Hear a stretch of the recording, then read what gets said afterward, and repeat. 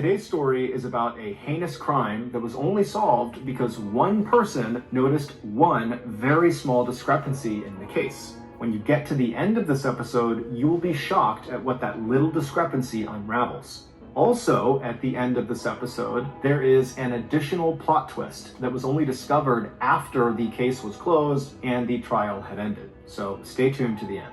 This episode includes graphic content, so listener discretion is advised. But before we get into today's story, if you're a fan of the strange, dark, and mysterious delivered in story format, then you come to the right podcast because that's all we do, and we upload twice a week, once on Monday and once on Thursday. So if that's of interest to you, please offer to make the 5-star review button some scrambled eggs for breakfast, but leave an awkward amount of eggshell bits in the eggs. Also, please subscribe to the MrBallen podcast wherever you listen to podcasts so you don't miss any of our weekly uploads. Okay, let's get into today's story.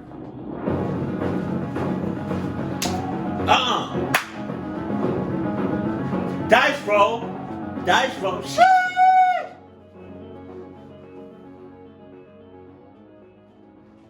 58-year-old Charmin Stock woke up early on Easter Sunday, April 16th, 2006. She was sure she heard the sound of raindrops on the roof of her 2-story white farmhouse. She sat up in bed, already worried that her Easter egg hunt that she had planned for her 4 grandchildren that afternoon would be rained out. But just a second later, her husband of 48 years, Wayne Stock, reached over and gave her a gentle, reassuring pat on her back. Wayne knew how much his wife loved Easter. "Don't worry," he told her, "it's not rain, it's just the wind. I checked the weather last night and it's going to be a beautiful day." At around 6:30 in the morning, the couple got out of bed and Charmin headed downstairs to the kitchen to make sure that each of the Easter baskets she had put together for her grandchildren were perfect.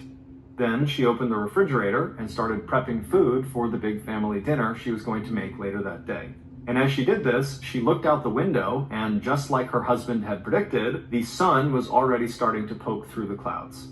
Just an hour later, dressed in their best clothes, these Stocks were sitting inside Ebenezer United Methodist Church, saying hello to their neighbors and friends, catching up on local news, and just really enjoying one of their favorite holidays. The Stocks lived in a tiny town in eastern Nebraska called Murdoch. It was the kind of place where everyone knew each other and no one was worried about leaving their doors unlocked. In this tight-knit village of 270 people, Wayne and Charmin were especially well-liked and respected. They were active in the church, mentoring teens and teaching Sunday school. They also served on the school board, and Wayne had served in the Nebraska National Guard. Charmin had spent 17 years as a teacher's aide in the local elementary school, and now she operated a small business out of her house making specialty wedding cakes. In addition to the 1,000 acres of land Charmin and Wayne owned and farmed, the Stocks also had a successful business growing and selling hay. At 9:40 a.m., the organ music started and the congregation quieted down. As the couple waited in silence for the greeting from their pastor, Wayne and Charmin bowed their heads. Hey, are those, you said, what do you say, orchestra?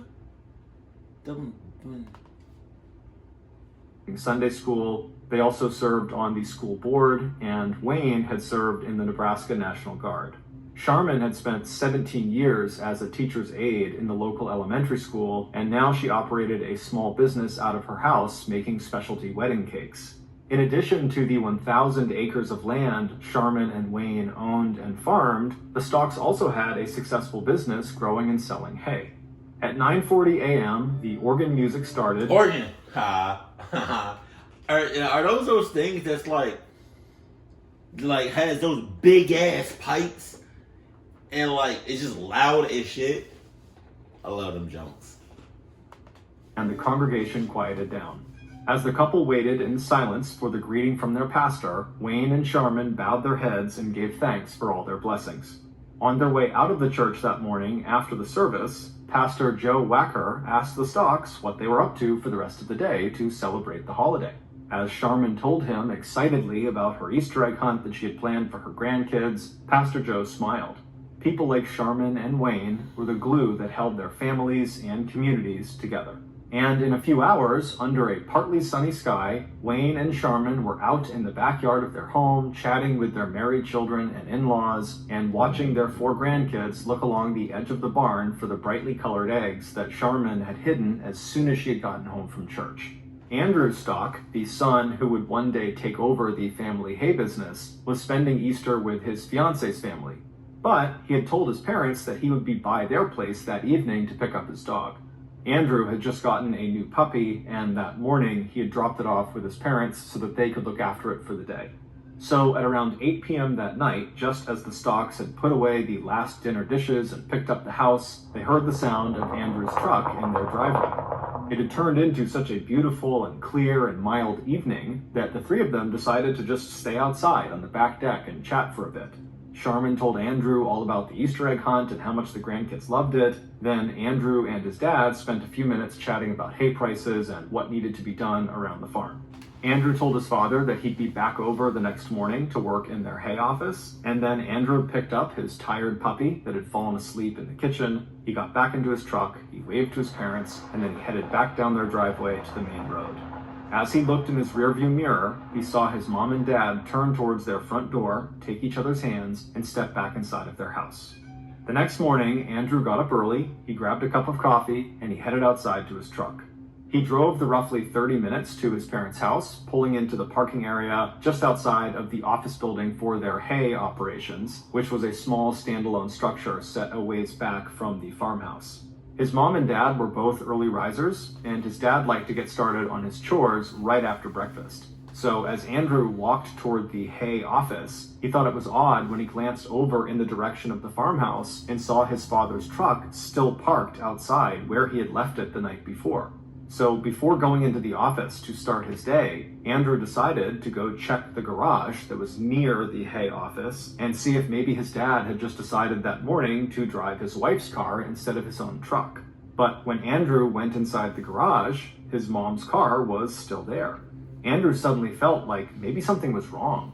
The quickest way to get in touch with his parents from where he was just to call them on the office phone rather than walk or drive all the way across the property to the farmhouse. So quickly, Andrew left the garage and went into the hay office building and picked up the phone to dial their number. However, when he put the phone to his ear, his sense of worry rapidly turned into alarm because there was no dial tone coming out of the phone. It was disconnected. And Andrew could not think of a single reason why his parents would have disconnected their landline. It made no sense. So Andrew, now panicking, rushed out of the office, hopped in his truck, and sped across the big property to his parents' farmhouse. At 2 minutes before 9 a.m., Andrew knocked loudly on his parents' side door. When he didn't hear anything, he turned the knob and discovered that the door was unlocked. He stepped inside and immediately called out to his parents, but the house was quiet. And the kitchen, where he could always find his mom and a fresh pot of coffee, was empty. Andrew began to pray out loud that his parents would be okay as he walked from the kitchen toward the stairs that would lead to the second floor.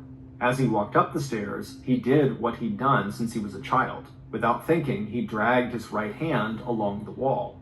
And as he did, he felt something a little bit rough under his fingertips. When he turned to see what it was, he saw dark red smears and little red spots all over the wallpaper. And when he got to the top of the stairs and could see into the second floor hallway and master bedroom just beyond, Andrew saw something that would haunt him for the rest of his life. Andrew turned around and ran back down the stairs out to his pickup truck, where he frantically grabbed his cell phone and dialed 911. 12 minutes later, the ambulance arrived. The medics pushed past Andrew and they went into his parents' house and headed up the stairs. When they reached the top, where Andrew had been standing 15 minutes earlier, they found Andrew's father, Wayne, lying in a pool of congealed blood. Just beyond Wayne, through the open master bedroom door, the medics could see another body. God. It was Wayne's wife and Andrew's mother, Sharman. She was lying on her back on the floor next to the bed. Her legs were outstretched towards the door, and a telephone receiver was still in her hand, like she had been trying to place a call when she died. Although the medics sprang into action looking for any signs of life on either of them, they knew their attempts were futile. It was immediately clear to them, as it had been to Andrew, that Wayne and Sharman were both dead. Jesus. By the time police arrived, just 8 minutes after the ambulance had pulled up to the house, Andrew was on the phone with his brother and sister, telling them that something horrible had happened to their parents, and they needed to get out to the farmhouse as fast as they could. His sister Tammy remembered thinking at the time that whatever had happened, her brother must be exaggerating. The sleepy little town of Murdoch, where they lived, had to be one of the safest places in the world, and Tammy knew her parents were in good health. She just spent the day before, Easter Sunday, laughing and talking with them, so they had to be just fine. But as she left work and climbed into her car, Tammy found herself repeating a prayer over and over again. The good Lord protects us. The good Lord protects us. But only a few minutes later, she would arrive at the farmhouse and would learn that both of her parents had been murdered. Tammy and her two siblings, Andrew and Steve, weren't the only people who were shocked and horrified by what had happened to Wayne and Sharman Stock. Local police had never seen anything like the grisly crime scene they discovered inside the farmhouse, and as word spread throughout Murdoch, the Stock's neighbors and friends also reacted with total disbelief. The investigation into the murders was immediately assigned to the local sheriff's office, but the sheriff knew he did not have the manpower or the experience to deal with this kind of a crime. So before he even left the crime scene that day, he called the state police and the nearest Nebraska Crime Scene Investigation Unit and asked them for help. Both organizations agreed and promised to have some of their people in Murdoch within the hour. The commander of the Crime Scene Investigation Unit was a man named David Caffode, a criminal profiler and legendary crime scene investigator who had a reputation for finding forensic evidence that everyone else had overlooked. While investigators from the sheriff's office started to conduct interviews with friends and family of Wayne and Sharman, David walked into the Stocks farmhouse for the first time. After examining the crime scene and looking at the few pieces of evidence police had collected, which included a few firearm shell casings, a red and silver marijuana pipe, and a small LED flashlight, David Caffode quickly reached two conclusions. The first was that the attack must have been personal, that the attackers knew the Stocks. He based this largely on the fact that violent crime was so rare in Murdoch. Also, the farmhouse did not appear to have been ransacked, which made it highly unlikely that it was a robbery gone wrong. The second conclusion David came to was that there likely had been two killers. He based this on a host of factors, including the positioning of the bodies and the blood spatter on the walls. On his way off the property, David told the state and local police that he believed this was a revenge killing carried out by two young men. He told the investigators that they should be looking for men who had a grudge against Wayne or Sharman or both, or who were at or near the Stock property in the last 24 hours. Since Andrew Stock had been the last person to see his parents alive, police quickly brought him in for questioning. But after only a few hours, they could tell he was not involved. There was absolutely no history of any trouble between him and his parents, and there was no financial motive since Andrew was already in line to inherit the family hay business. But police could not say the same thing for another member of the Stock family, Andrew's cousin, 28-year-old Matt Livers, who was the son of Wayne Stock's brother. Several relatives had told investigators that Matt had a history of conflict with Wayne and Sharman, who were his uncle and aunt, including a disagreement There it is. You found the killer. There it is. over who would inherit a house that belonged to Wayne and Sharman. So at about 11 p.m. on April 17th, At what time? And this was uploaded on April 11th? Oh, glory to God. Praise God. 14 hours after the gruesome discovery at the Stocks farmhouse, a state police investigator and a sheriff county investigator brought Matt into the local police station for questioning. Although Matt admitted to arguing with his aunt and uncle, he denied any involvement in their murders. 4 hours later, when the police had not been able to find anything that connected Matt to the crime, he was allowed to return to the house he shared with his girlfriend in nearby Lincoln, Nebraska. In the meantime, other investigators had gotten a description of a light tan sedan car that a paper carrier had seen early on the morning of the 17th, parked near a fence between the Stocks property and an adjacent cemetery.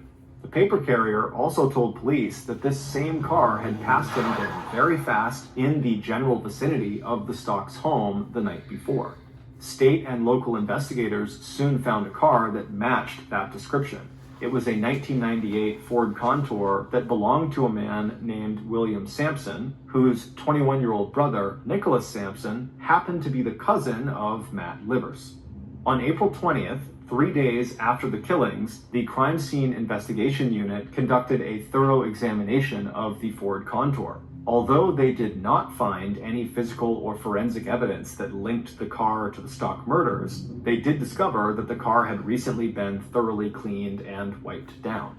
So even without hard evidence, the fact that officers could draw a connection between a potentially suspicious vehicle and Matt Livers, and that Matt was the only suspect police could identify who had a personal motive for hurting Wayne and Sharman, investigators tightened their focus on Matt. They kept him under surveillance, they examined the trash he removed from his home, and they questioned his friends and his coworkers. Then, on the morning of Tuesday, April 25th, which was 8 days after the Stocks had been killed, investigators brought Matt Livers into the station where they gave him a lie detector test.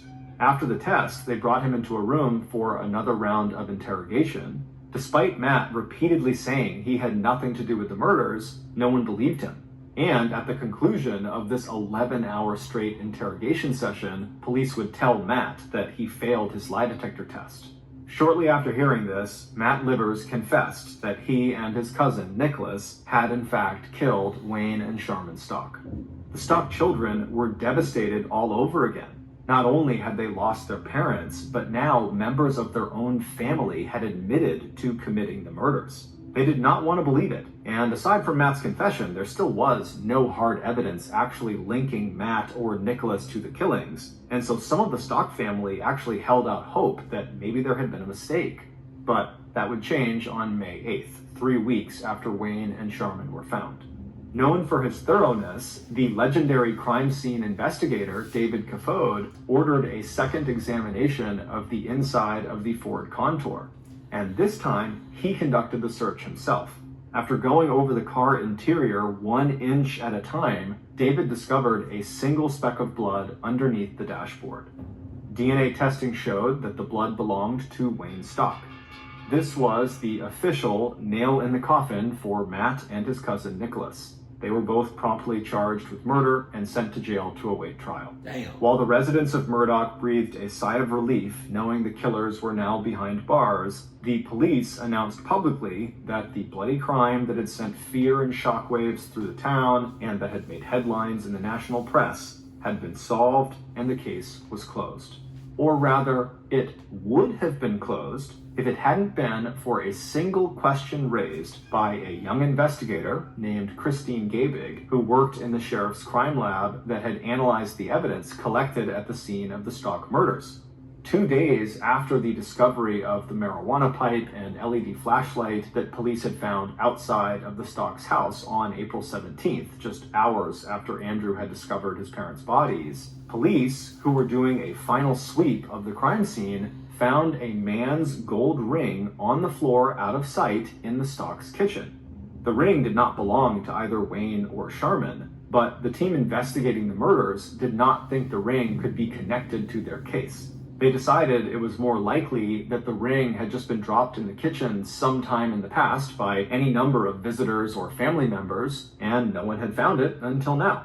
But to Christine, the ring was a loose end that needed to be tied up. She knew Sharman ran her cake business out of her kitchen, and after asking around, it turned out Sharman had a reputation for being a perfectionist who kept her kitchen immaculately clean at all times. And so Christine's thinking to herself, how is it possible that Sharman is in this kitchen all the time, constantly cleaning it up and constantly making sure it's perfect? How does she not find this ring when we found it within a couple of hours of being in our house? It just didn't make any sense. Christine decided she would try to track down the owner of the ring to see how it wound up in the Stock household.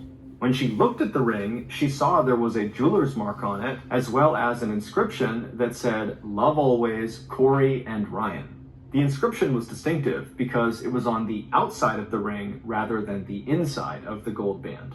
It took a while, but finally, in mid-May of that year, Christine was able to trace the jeweler's mark to A&A Jewelers in Buffalo, New York. Christine picked up the phone and she called the number for the store, and it would turn out, had she waited even a few hours longer to make that call, she likely never would have figured out who this ring belonged to. Because the day Christine called that jewelry store was literally the day they were going out of business. Mary Martino, who was an employee at this jewelry store, was about to disconnect the phone line when the phone rang. She picked it up, and without even waiting for an answer, she told the caller, who was Christine, that they were shutting down the store for good and, best of luck to you, and she was about to hang up. But Christine butted in and said, "Please, I'm a police officer and I need your help finding the owner of a ring that you sold. It's involved in a homicide case." Mary was very surprised to hear this, and also pretty excited. The idea of assisting in a murder case was kind of thrilling. So Mary spent the next 3 days and 2 nights in the jewelry store's warehouse. It was Mary! Ugly. Tracking down the order for that gold band. 4 days later, Mary called Christine back and told her that the ring had been shipped to a Walmart in Beaver Dam, Wisconsin. Oh. 70 phone calls to Wisconsin. 70. He say 7 or 70? And Walmart? Deadass?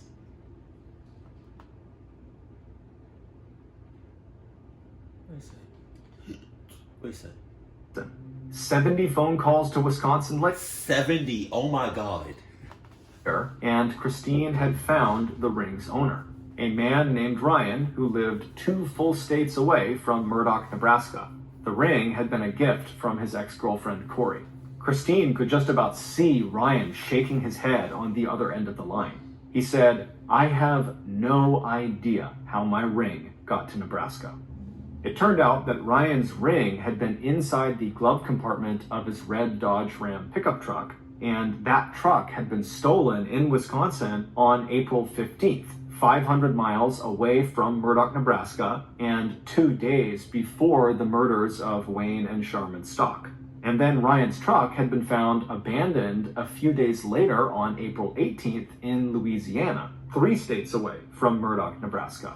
And the people who police believed had stolen Ryan's truck, 17-year-old Jessica Reed and 19-year-old Greg Fester, were already in police custody in Wisconsin.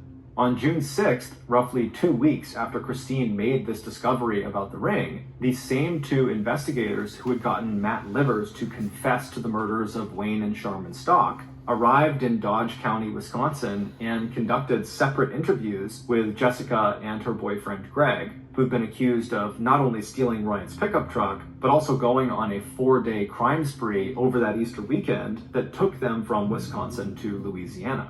And needless to say, investigators were shocked at what the teenaged couple told them.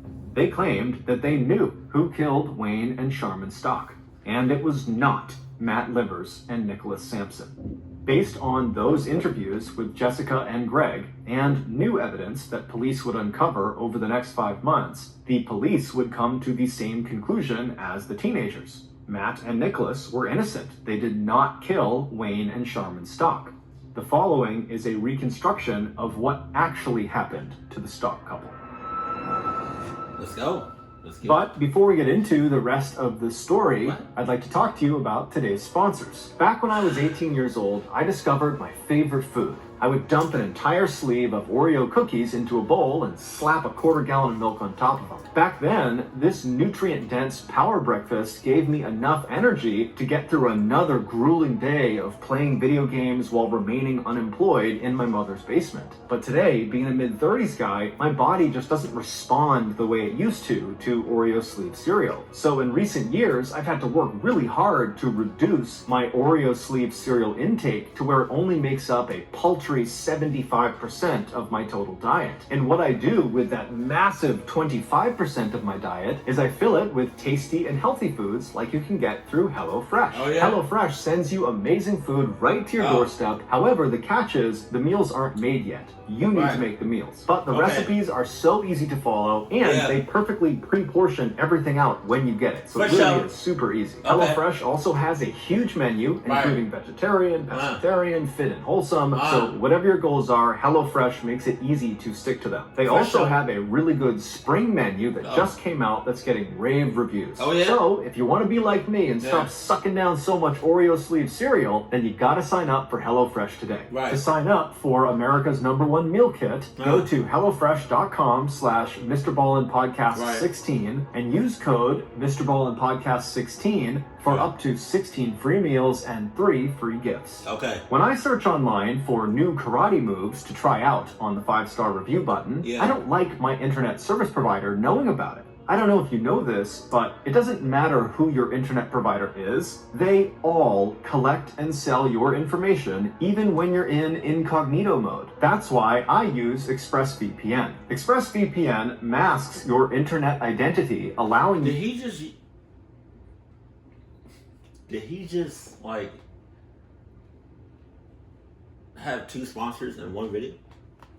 To surf the internet anonymously, protecting you from things like cyberstalking, identity theft, and hacking. ExpressVPN does that by keeping all of your information secure by encrypting 100% of your data with the most powerful encryption available. Most of the time, I don't even realize I have ExpressVPN on. It runs seamlessly in the background and it's super easy to use. Literally, all you have to do is tap one button and boom, you're protected. ExpressVPN is available on all of your devices, phones, computers, even your smart TV. So there's no excuse for you not to be using it. So if you want to protect your online activity today with the VPN rated #1 by Business Insider, visit my exclusive link, expressvpn.com/MrBallen, and you can get an extra 3 months free on a 1-year package. That's expressvpn.com/MrBallen. Again, that's expressvpn.com/MrBallen. Okay, back to the story. Back on Saturday, April 15th, 2006, the day before Easter, 17-year-old Jessica Reed and her 19-year-old boyfriend, Greg Fester, left their small apartment in Horicon, Wisconsin to take a road trip west so they could go see the ocean for the first time. Jessica, who had once been a high school honor student and cheerleader, had dropped out of high school following her parents' divorce. She had started using drugs and began dating Greg, who had a long history of drug and alcohol abuse, as well as an extensive criminal record. Damn. Greg was also in and out of treatment for psychiatric disorders. God. The young couple didn't have a car of their own, so they began their road trip by stealing and then abandoning 2 different vehicles. Apparently they hadn't liked either of them. They also broke into an empty house and stole a 12-gauge shotgun, ammunition, and an envelope full of cash. They eventually reached a farm where they saw Ryan's red Dodge pickup truck, and the couple thought that vehicle was perfect for them. So Greg hotwired the truck, and he and Jessica hopped in and started to drive west. As they drove, they got high on marijuana, cocaine, and dextromethorphan, which is a... Oh my God! These 2 niggas are made for each other. Jesus. ...found in cough medication. Eventually, Greg turned the truck and headed southwest to the bordering state of Iowa.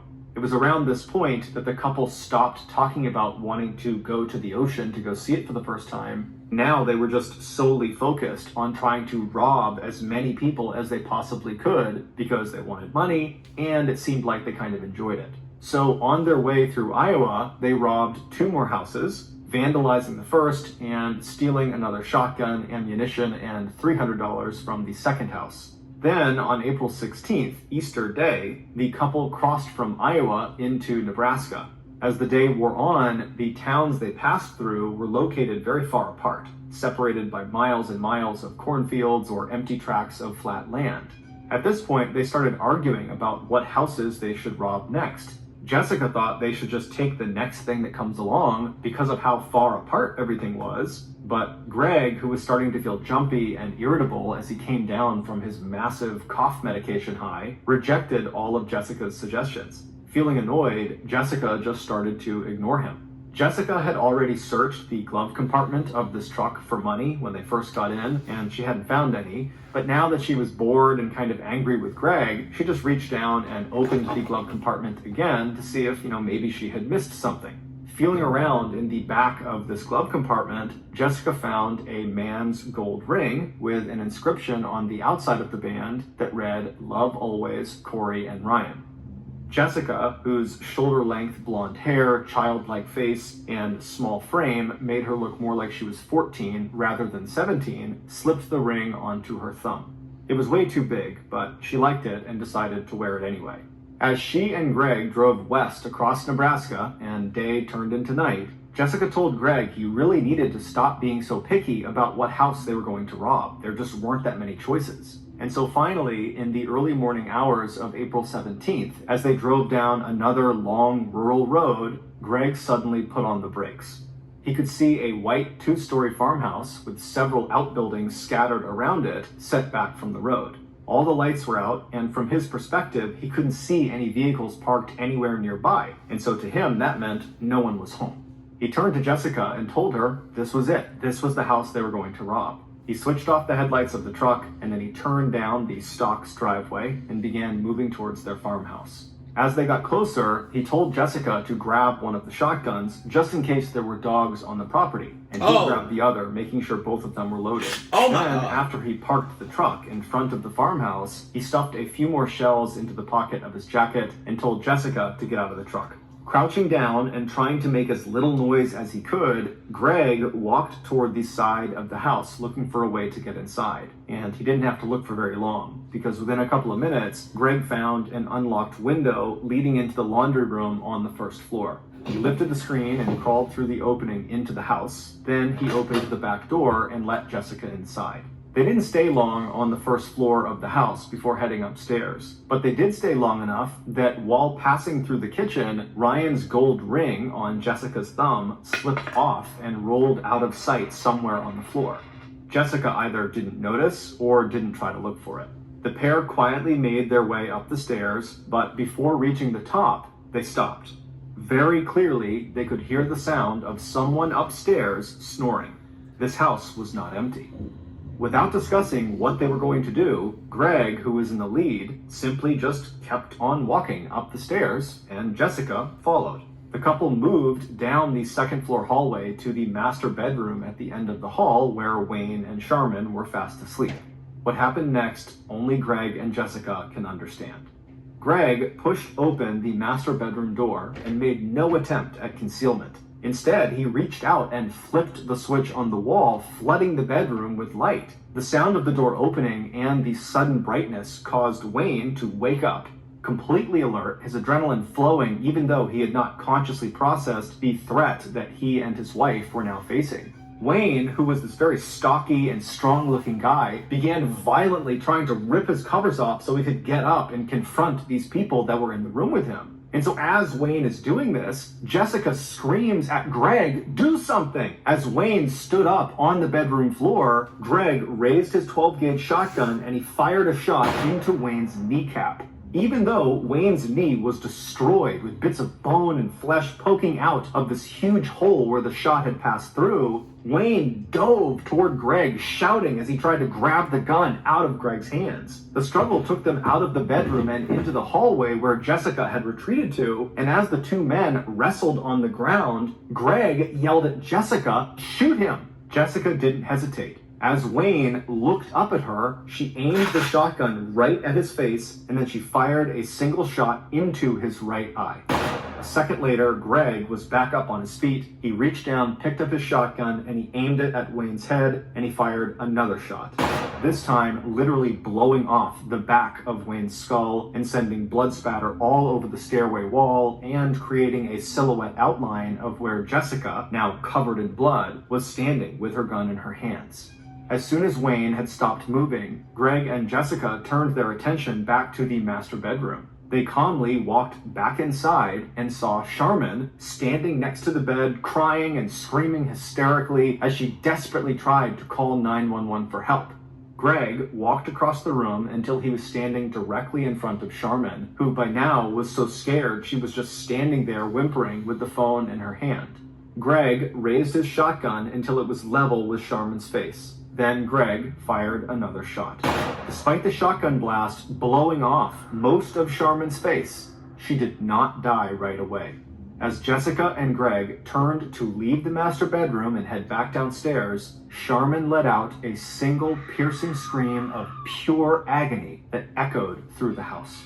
Covered in blood, with that scream still ringing in their ears, Jessica and Greg stumbled back outside, dropping ammo and shell casings, along with an LED flashlight onto the driveway as they headed for the truck. When they pulled open the doors to the vehicle and clambered inside, their red and silver marijuana pipe rolled off the seat onto the driveway. Greg gunned the engine, and the Dodge Ram pickup truck went speeding away from the Stocks farmhouse. After hearing Jessica's stunning confession that she and her boyfriend, not Matt Livers and Nicholas Sampson, had committed those heinous murders, law enforcement officers in Wisconsin soon discovered more evidence in Jessica's home that linked the teenage lovers to the Stock murders. One piece of evidence was Jessica's journal. On April 22nd, 5 days after she and Greg had killed the Stocks, Jessica had made this entry in her diary. "I killed someone. He was older. I loved it. I wish I could do it all the time. Wow. If Greg doesn't watch it, I'm going to leave one day and go do it myself." Police also discovered a letter Jessica had written and left for Greg at their apartment. It was folded up in a cigarette box that also contained a spent 12-gauge shell casing from the murders.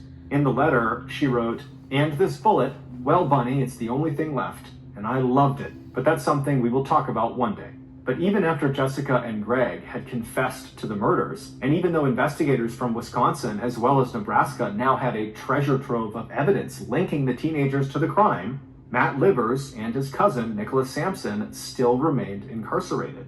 Armed with Matt Livers' confession and the speck of Wayne Stock's blood inside the Ford Contour, state and local investigators were sure that Livers and his cousin must have had something to do with this crime.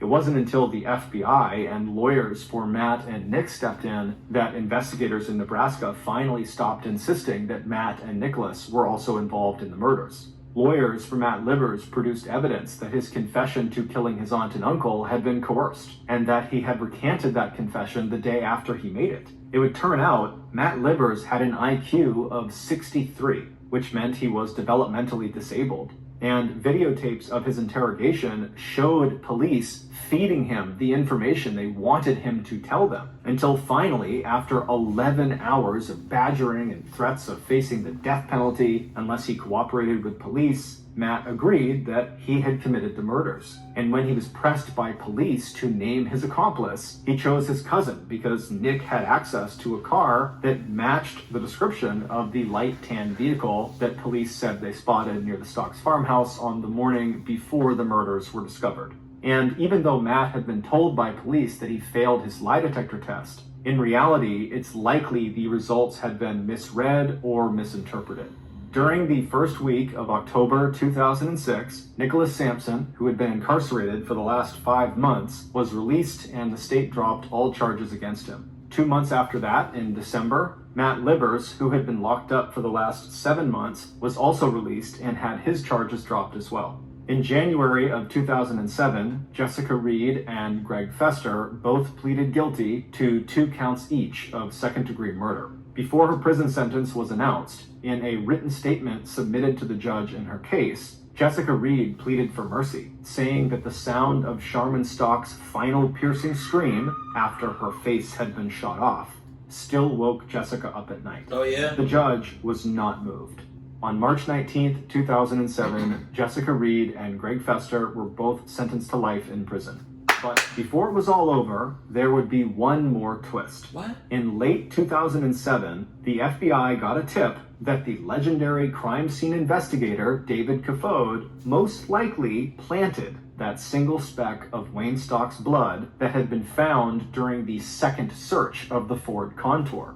Prior to that blood being found, the only thing police had connecting Matt and Nicholas to the crime were their confessions. And so David planting that blood is what ultimately put them behind bars. On June 2nd, 2010, 3 years after Jessica and Greg went to prison and 4 years after the state of Nebraska finally dropped all charges against Matt Livers and Nicholas Sampson, David Kafode was sentenced to 20 months to 4 years in prison for falsifying evidence in the Stock murder investigation.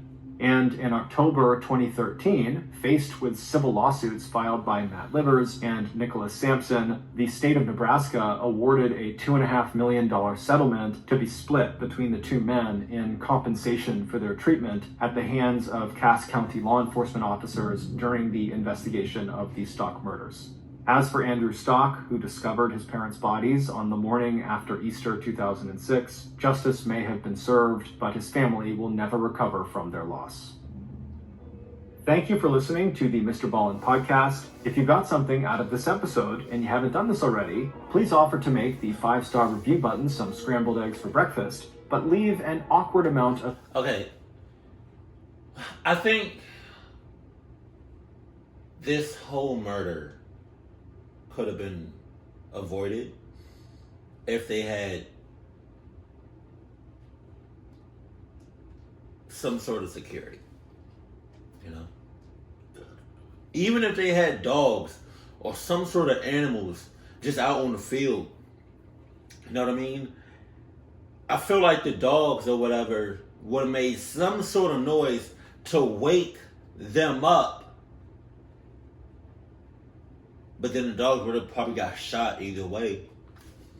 You know? Or like some like I think security is I think a lot of people, if not everybody, should invest in some sort of security, because that could save a lot of lives. Cause goddamn, they drove up, they went into the house like they owned that shit. Like it was theirs. Jesus. But damn, my condolences, man. Jesus. Keep it cool, keep it classy, and I love you, stay happy. And clock that FBI agent or whoever he is that planted evidence on, like, come on, bro. Jesus. Alright. Keep it cool, keep it classy, and I love you, stay happy, my family.